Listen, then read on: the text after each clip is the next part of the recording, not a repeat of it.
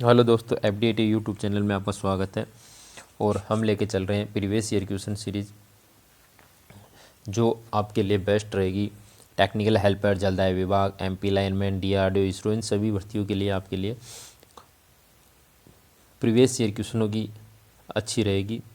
और अब तक के हमने इस पेपर के 3 पार्ट सोल्व कर लिए। आज हम चौथा पार्ट स्टार्ट करें, जिसकी हमने 76 क्वेश्चन से स्टार्ट करेंगे। आज का क्वेश्चन है हमारा, क्वेश्चन है 76। द्रव में उत्पन्न स्थितिक आवेश खालिस्तान रहता है। द्रव के तल में, द्रव के ऊपरी पृष्ठ पर, द्रव में समान रूप से वितरित, द्रव के आयतन के केंद्र में A और B दोनों। तो इसका जो राइट आंसर हो जाएगा वो हो जाएगा कि द्रव के ऊपरी पृष्ठ के ऊपर। नेक्स्ट क्वेश्चन की ओर आगे बढ़ते हैं। क्वेश्चन नंबर देखो 77 क्वेश्चन नंबर ये कह रहा है कि समविभव पृष्ठ पर सभी बिंदुओं के खालिस्तान विभव विद्युत विभव होता है शून्य, विभिन्न, एकक, समान और अनंत। जो समविभव पृष्ठ होता है उसका जो विद्युत विभव होता है, ठीक है, तो वो होता है समान। यदि विद्युत क्षेत्र का आपसे पूछे, ठीक है, और विद्युत क्षेत्र का पूछे, क्षेत्र तीव्रता का पूछे, चुंबकीय क्षेत्र का पूछे, इन सभी का अगर पूछता है तो उसका हो जाता है शून्य। जबकि विभव पृष्ठ के समान पूछ रहा है तो वो क्या रहेगा, समान रहेगा। नेक्स्ट क्वेश्चन की ओर आगे बढ़ते हैं। 1 सेंटीमीटर की दूरी पर दो लपेटों के बीच विभवांतर 10 वोल्ट है, प्लेटों के बीच विद्युत क्षेत्र खालिस्तान होगा। देखो क्या कह रहा है कि 1 सेंटीमीटर, तो इसकी जो दूरी है, ठीक है, 1 सेंटीमीटर दूरी मतलब D, और विभवांतर वोल्ट दे सकते, विद्युत क्षेत्र को किसे दर्शाते हैं, E से। तो E बराबर क्या होता है, V/D। क्या होता है, V/D। तो मुझे ये बताओ वोल्टेज कितनी है, 10, ठीक है। दूरी जो डिस्टेंस है किसमें, सेंटीमीटर में है, तो इसको मीटर में चेंज करने के लिए क्या हो जाएगा, ठीक है, क्या हो जाएगा, इसके अंदर भाग देंगे 1 में 100 का। तो जैसे 1 में 100 का भाग देते हैं तो क्या आ जाएगा, 0.01। अब पॉइंट को हटाते हैं तो 2 जीरो हो जाएगी, 2 जीरो। अब वोल्टेज और नीचे क्या है, डायमीटर, तो इसका क्या हो जाएगा, कितनी जीरो है, 3। तो इसका जो राइट आंसर हो जाएगा वो क्या हो जाएगा, D इज़ राइट आंसर। क्या हो जाएगा, D is right answer, Newton पर सेंटीमीटर। देखो नेक्स्ट क्वेश्चन की ओर आगे बढ़ रहा है। क्वेश्चन नंबर हमारा 79 कह रहा है, अक्षीय रेखा पर द्विध्रुव के कारण क्षेत्र खालिस्तान के समानुपाती होता है, R² के, R³ के, 1/R, 1/R³ के, 1/R² के। तो जो अक्षीय विद्युत के रूप में होता है, ठीक है, वो होता है 1/R³ के। नेक्स्ट क्वेश्चन में 80 नंबर, एक संधारित्र जो तुलनात्मक रूप से लंबे समय तक बैटरी में जुड़ा हुआ है खालिस्तान हो जाता है, आवेशित, विसर्जित, दोषपूर्ण, लघु परिपथ, खुला परिपथ। कि यदि एक बैटरी को संधारित्र जुड़ा होता है तो लंबे समय के होने के कारण क्या हो जाता है उसके अंदर, कि आवेशित हो जाता है, ठीक है, क्योंकि बैटरी से जुड़ा होता है। और तो बैटरी जो सप्लाई स्रोत दे रहा है तो उससे क्या हो जाएगा, कैपेसिटर आपका चार्ज होता है। नेक्स्ट क्वेश्चन की ओर आगे बढ़ते हैं। क्वेश्चन नंबर हमारा 81 नंबर, देखो 81 नंबर क्वेश्चन है। क्या कह रहा है 81 नंबर, थोड़ा सा छोटा कर लेते क्वेश्चन को। क्वेश्चन ये है कि एक ट्रिमर संधारित्र एक परिवर्तित संधारित्र है जो खालिस्तान के लिए प्रयुक्त होते हैं। सर्वश्रेष्ठ सुग्राह्यता के लिए, एक रेडियो ट्यूनिंग के लिए, विभिन्न स्टेशनों केंद्रों पर एक रेडियो को बदलने के लिए, कई 100 पिकोफैराड द्वारा मूल धारिताओं को परिवर्तित करने, एक ट्रांजिस्टर रेडियो में CT को ख़त्म करने, इन सभी। तो इसका जो राइट आंसर हो जाएगा वो हो जाएगा सर्वश्रेष्ठ सुग्राह्यता के लिए एक रेडियो ट्यूनिंग के लिए ट्रिमर और संधारित्र का प्रयोग किया जाता है। नेक्स्ट क्वेश्चन है, एक 30 माइक्रोफैराड की संधारित्र को वाला संधारित्र 200 वोल्ट DC स्रोत से संयोजित होता है तो कम से कम आवेशन विद्युत धारा खालिस्तान होगी। प्रारंभ में जब संधारित्र पूर्ण रूप से आवेशित होता है, जब संधारित्र अर्ध आवेशित होता है, अर्ध मतलब आधा, जब संधारित्र कम से कम 75% आवेशित हो जाता है, जब संधारित्र कम से कम 85% आवेशित हो जाता है। तो इसका जो राइट आंसर हो जाएगा वो क्या होगा, B is right answer. Next question की ओर आगे बढ़ते हैं। क्वेश्चन नंबर 83 कह रहा है कि 5 माइक्रोफैराड की कुल धारिता देने के लिए एक 15 माइक्रोफैराड संधारित्र के लिए 7 सरणी क्रम में कितनी धारिता को रखा जाएगा। ये कह रहा है कि कुल धारिता कितनी है, 5 माइक्रोफेरेड। ठीक है, 15 माइक्रोफेरेड संधारित्र के साथ श्रेणी में कितना, अब देखो कि श्रेणी कैपेसिटर है तो श्रेणी के लिए क्या फॉर्मूला होता है, सी टी बराबर C1 इंटू C2 बटा C1 प्लस C2। अब हमें एक मान दिया हुआ है 15, दूसरा हमें क्या करना है, रखना है 15 इंटू 4 रख लो। ठीक है, 15 इंटू 4, 15 और 4 नीचे प्लस है तो 15 4 19, तो ये कट नहीं रहा है तो इसका मतलब ये नहीं आएगा। नेक्स्ट हम रखते हैं कितना, 10, तो 15 इंटू 10 बटा 15 10 25, तो 55 25 और 5 दिया 15, 5 दूनी 10 और 3 दूनी 6, मतलब ये भी नहीं होगा। ठीक है, क्या नहीं होगा, ये भी नहीं होगा। अब देखते हैं नेक्स्ट, वापस चलते हैं। अब हम रख रहे हैं कौन सा, कि कितना रख लिया हमने, कि ये भी रख लिया ये भी रख लिया, अब ये रखते हैं 25, तो 25 आपको फॉर्मूला हम बताई दिए, 25 इंटू 15, 25 और 15 कितना हो गए 10, 1 और 2 और 1 3 और 1 40, 25 और 15 40 हो गए, तो 5 7 35, 5 अंटे 40 और 55 25। ठीक है, 15 5 75 बटा 8, अंटे अंटे 64, 8 नाम 72, 9 आ रहा है। ठीक है, ये भी नहीं रखा जाएगा। अब चलते हैं 7.5, तो 7.5 इंटू 15 बटा 7.5 प्लस 15। ठीक है, अब हमारे पास ये रह गया। अब आगे देखते हैं कि क्या है, अब 15 और 7 22, तो 7.5 इंटू 15, ठीक है, और 22.5 में रख देता हूँ नीचे, कितना जाएगा 22.5, तो ये बताओ पॉइंट से पॉइंट गया। ठीक है, ये 225 होगी भाई, 225 होगा तो किससे काटते हैं, 5 से काट दूँ, या फिर 15 15 225, तो यहाँ कितने आ गए 15 और 15 5 75, तो 5 ओम आ गए। टोटल धारिता कितनी है हमारी 5, तो किसको, तो इसका जो राइट आंसर हो जाएगा वो क्या हो जाएगा, B is right answer. Next question की ओर आगे बढ़ रहे हैं। क्वेश्चन नंबर देखो, धारिता की विमीय सूत्र क्या होता है।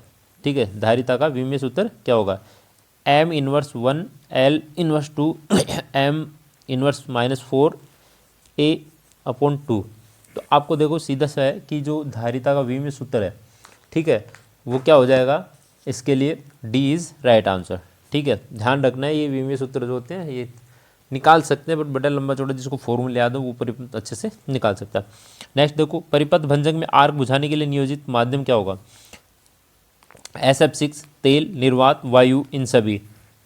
ठीक है, तो मुझे ये बताओ कि आर्क बुझाने के लिए जिस प्रकार का सर्किट ब्रेकर होता है उसमें उसी प्रकार का, जैसे तेल है तो तेल यूज लेंगे, वो निर्वात है तो वैक्यूम है तो वैक्यूम, वायु है तो वायु, SF6 है तो सल्फर एक्स्ट्रा ऑक्साइड ले लेंगे। तो इसके लिए क्या हो जाएगा, D is right answer. Next question की ओर आगे बढ़ते हैं। क्वेश्चन देखो क्या है, 86 नंबर। 86 नंबर क्या कह रहा है, ये कह रहा है कि निम्नलिखित में से कौन से परिपथ भंजक में EHT अनुप्रयोग के लिए प्रयुक्त होती है। EHT का मतलब था extra high turning, sorry extra high voltage होती है जो एक्स्ट्रा हाई ट्रांसमिशन के लिए प्रयोग में की जाती है, ये है ये। ठीक है, एयर ब्लास्ट परिपथ भंजक, न्यूनतम तेल परिपथ भंजक, स्थूल तेल परिपथ भंजक, SF6 तेल परिपथ भंजक, दोनों बी और सी। तो इसका जो राइट आंसर हो जाएगा वो हो जाएगा SF6 तेल परिपथ भंजक, जो एक्स्ट्रा हाई टेंशन उसमें वोल्टेज में प्रयोग की जाती है, ट्रांसमिशन लाइन में प्रयोग की जाती है, वो क्या होती है SF6। परिपथ भंजकों में आर्किंग संपर्क से निर्मित होते हैं पोर्सेलिन, ताम्र टंगस्टन मिश्र धातु, एल्यूमिनियम मिश्र धातु, इलेक्ट्रोप्लेटिक कॉपर नेक्रोम। तो जो आर्किंग संपर्क होते हैं, जो परिपथ हमारे सर्किट ब्रेकर होते हैं उसके जो कॉन्टैक्टर बने होते हैं वो किसके बने होते हैं, ताम्र टंगस्टन मिश्र धातु के बने होते हैं। नेक्स्ट क्वेश्चन की ओर आगे बढ़ते हैं। क्वेश्चन नंबर हमारा 88 क्या कह रहा है कि निम्नलिखित में से कौन सा कथन फ्यूज के बारे में सत्य है। यह डिटेक्शन और इंटरप्शन का कार्य करता है, यह 0.0002 सेकंड या उससे नीचे चलता है, इसे ऑपरेशन के बाद मैनुअल रूप से बदला जा सकता है। यह ऑपरेशन संचालन सामग्री की हीटिंग लक्षण पर आधारित है या इन सभी। तो इसका जो राइट आंसर हो जाएगा वो क्या हो जाएगा, सभी पे ये फ्यूज के कथन सही है। आगे देखो, सर्किट ब्रेकर में संपर्क अलगाव, अलगाव का मतलब पृथक के त्वरित बाद अस्तित्व में आने वाले करंट को खालिस्तान से जाना जाता है। Restriking current, surge current, recovery current, breaking current, zener current. तो जो हमारी सर्किट ब्रेकर के बाद जो अलगाव त्वरित के बाद आने वाली जो करंट होती है वो कौन सी होती है, ब्रेकिंग करंट। तो C is right answer. Next question की ओर आगे बढ़ते हैं। क्वेश्चन नंबर हमारा 90 देखो। क्वेश्चन नंबर ये कह रहा है निम्नलिखित में से कौन से सर्किट ब्रेकर में न्यूमेटिक ऑपरेशन मैकेनिज्म का उपयोग नहीं किया जाता। किसका नहीं, एयर ब्लास्ट सर्किट ब्रेकर में, SF6 ब्लास्ट सर्किट ब्रेकर में, एयर सर्किट ब्रेकर में, बल्क ऑयल सर्किट ब्रेकर में, इनमें से कोई नहीं। तो किसके अंदर नहीं करते हैं, बल्क ऑयल सर्किट ब्रेकर में हम किसका प्रयोग नहीं करते हैं, ब्रेकर न्यूमेटिक ऑपरेटिंग मैकेनिज्म का उपयोग नहीं करते हैं। नेक्स्ट क्वेश्चन की ओर आगे देखो बढ़ते हैं। क्वेश्चन नंबर हमारा 91 देखो क्या कह रहा है कि अगर डी फ्यूज तार का व्यास है तो फ्यूजिंग फैक्टर खालिस्तान के अनुपात में होता है 1/d, 1/d का स्क्वायर, d/3/2 और d/1/2 और d5। तो इसका जो राइट आंसर हो जाएगा C is right answer. Next question की ओर, वर्तमान मूल्यों में चलने वाले स्वचालित उपकरण को खालिस्तान कहा जाता है। वर्तमान मूल्य का मतलब है करंट, मर्करी स्विच, रिले, मेलक, फ्यूजक, सर्किट ब्रेकर। तो जो करंट की बात कर रही है तो करंट के अंदर जो चलने वाला है तो वो कौन सा है कि आपका जो रिले होती है, ठीक है। वर्तमान मूल्य का मतलब होता है कि करंट पर चलने वाली स्वचालित, तो जो रिले होती है वो करंट पे चलती है और ऑटोमेटिक चलने वाली है। तो इसका राइट आंसर देगा B is right answer. Next question की ओर आ गया। क्वेश्चन हमारा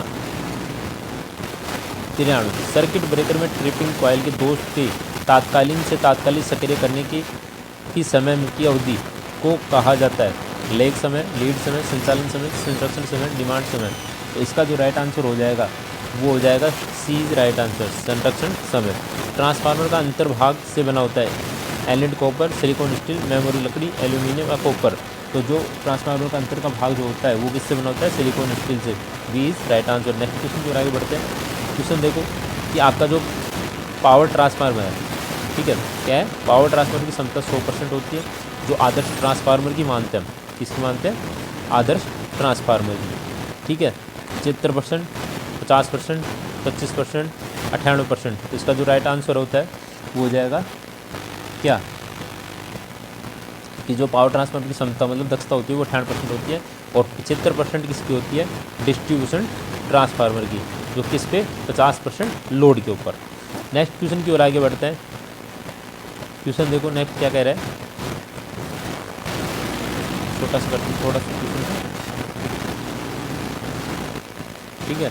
देखो क्वेश्चन ये कह रहा है कि ट्रांसफार्मर चुंबकीय कोर का उपयोग करने का मुख्य उद्देश्य क्या है। एडी करंट प्रभाव को, नुकसान को रोकता है, चुंबकीय स्थिति को दूर करता है, लोहे के नुकसान को कम करता है, सामान्य चुंबकीय प्रभाव के पथ के अभाव को कम करता है, सामान्य चुंबकीय प्रभाव के अभाव को बढ़ाता है। तो जो इसका राइट आंसर हो जाएगा वो हो जाएगा कि सामान्य चुंबकीय पथ प्रभाव के अभाव को कम करता है। नेक्स्ट क्वेश्चन है 3 फेज में से 2 फेज के रूपांतर में निम्नलिखित में से कौन सा कनेक्शन को प्राधान्यता दी जाती है, मतलब प्रधानता दी जाती है। स्कोर कनेक्शन को, डबल को, स्कोर को, स्टार को, स्टार डबल डेल्टा को, इन सभी। तो जो हमारे स्कोर संयोजन होते हैं उसे हम क्या करते हैं, 2 फेज से 3 फेज के अंदर कनेक्ट करते हैं। A is right answer. Next question की ओर आगे बढ़ते हैं। क्वेश्चन नंबर हमारा 98 देखो क्या कह रहा है। 98 नंबर क्वेश्चन ये है कि स्कोट कनेक्शन या टीटी कनेक्शन, ठीक है, क्या स्कोट कनेक्शन या टीटी कनेक्शन, टेपिंग की आवश्यकता नहीं होती। दोनों ट्रांसफार्मर में प्राथमिक 50% पर टेप होती है, दोनों ट्रांसफार्मर की प्राथमिक 86 टेप होती है। एक ट्रांसफार्मर का प्राथमिक 86 पर तथा दूसरा 50% पर होता है। एक ट्रांसफार्मर का 50% तथा दूसरा 86% पर होता है। तो इसका जो राइट आंसर हो जाएगा वो हो जाएगा कि एक ट्रांसफार्मर का तो क्या होता है 86% पर, दूसरा 50% पर होता है, ठीक है। तो इसका राइट आंसर क्या हो जाएगा, D is right answer. Next question देखो, एक वितरण ट्रांसफार्मर 100 केवी पर मूल्यांकित किया जाता है, वह अपनी अधिकतम सक्रिय शक्ति की आपूर्ति करता है, ठीक है। नेक्स्ट आगे देखते हैं इसको कि क्या कह रहा है ये, ठीक है। क्वेश्चन को थोड़ा ऊपर करते हैं। अब देखते हैं कि ये कह रहा है कि जो 100 kV का ट्रांसफार्मर मूल्यांकित है वो अधिकतम सक्रिय शक्ति कितनी आपूर्ति करता है, 200 kV, kW, 150 kW, 100 kW, 75 kW, 50 kW। तो इसका जो राइट आंसर हो जाएगा वो हो जाएगा सी इज राइट आंसर। ठीक है, कितना करेगा ये, 100 ही kW अधिकतम शक्ति सक्रिय करता है। नेक्स्ट क्वेश्चन है और आज का अंतिम क्वेश्चन इसका इस पेपर का, ट्रांसफार्मर में आर्द्रता के प्रवेश को रोकने के लिए वृद्धर्म के अंदर निम्नलिखित में से कौन सी सामग्री का उपयोग किया जाता है, copper sulphate, sodium chloride, silica gel, sodium silicate, potassium chloride. तो जो आर्द्रता और नमी को दूर करती है वो होती है सिलिका जेल। तो इसका डी इज राइट आंसर हो जाएगा। ये थे हमारे आज के 100 क्वेश्चन इस पेपर के। मिलते हैं नेक्स्ट पेपर के साथ, तब तक आप वीडियो को ज़्यादा से ज़्यादा शेयर करें, लाइक करें, सब्सक्राइब करें। और इस पेपर की PDF पाने के लिए आप हमारे FD ITI टेलीग्राम को ज्वाइन करें जो डिस्क्रिप्शन बॉक्स में दिया होता है, और वहाँ पर ही इसकी पेपरों की PDF आप प्राप्त कर सकते हैं जो लंबे समय तक वहाँ पे पड़ी रहती है। मिलते हैं नेक्स्ट वीडियो के साथ, तब तक के लिए धन्यवाद।